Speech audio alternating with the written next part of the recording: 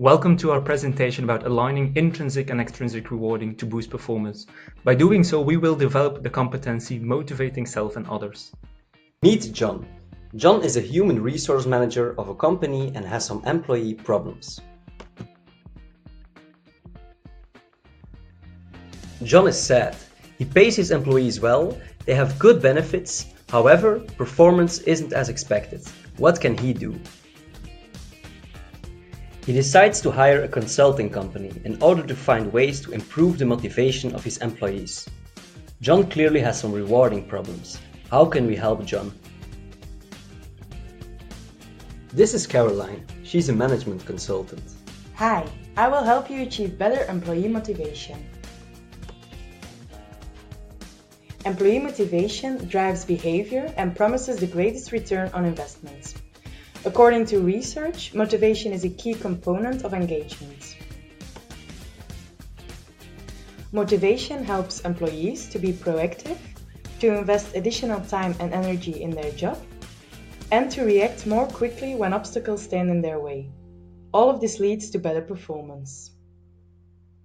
However, not all motivation is created equal.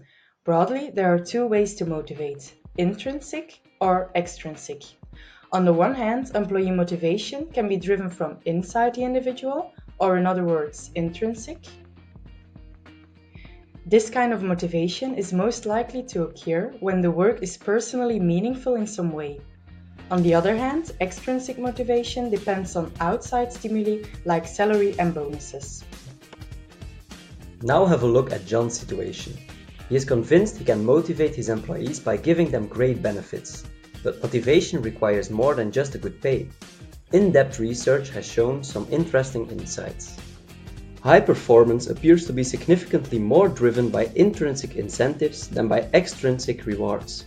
When we compare the two motivation types, performance expectations are achieved more often by people who are intrinsically motivated. The proportions are significantly higher, 67% instead of 55%. That's quite a huge gap. John's basic idea is good. We don't want to suggest that extrinsic motivation is less effective or important. But at the same time, overemphasis on extrinsic rewarding undermines intrinsic encouragement, like in the case of John. As there is a strong correlation between the two types of motivation, it is important to match extrinsic and intrinsic incentives. According to our benchmarks, 70% of employees globally report feeling intrinsically motivated, whereas only 59% of employees declares to be extrinsically motivated. The gap between intrinsic and extrinsic motivation creates an internal state of tension. It is uncomfortable for employees to know that the motivation they bring with them each day is not matched by the organization to which they are committed. This type of inconsistency breeds discomfort. Employers underestimate the desire of employees to feel wanted or needed. We identify this behavior regardless of gender and age, a fair way and a decent motivation. The question is, how can we close the motivation gap? Well, by implementing the right structures at the right pace, organizations can slowly work to close the gap. To support intrinsic motivation, John could provide challenging and interesting work that fully leverages their skills and abilities. Also, he can remove bureaucracy, poorly designed processes, and other institutional barriers that stand in the way. Here are some examples. Hey Emma, you are really creative. Do you want to help create our new logo? Try to remove unnecessary paperwork.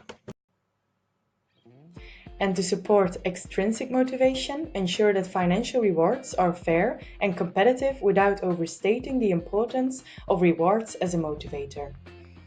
And publicly recognizing exceptional performance. Here are some examples.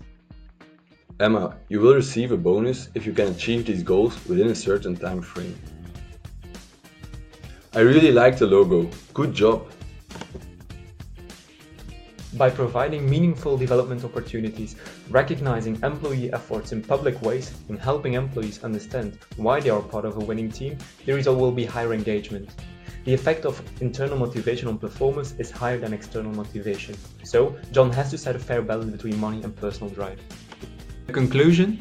The ability to motivate people is one of the greatest skills an entrepreneur can possess.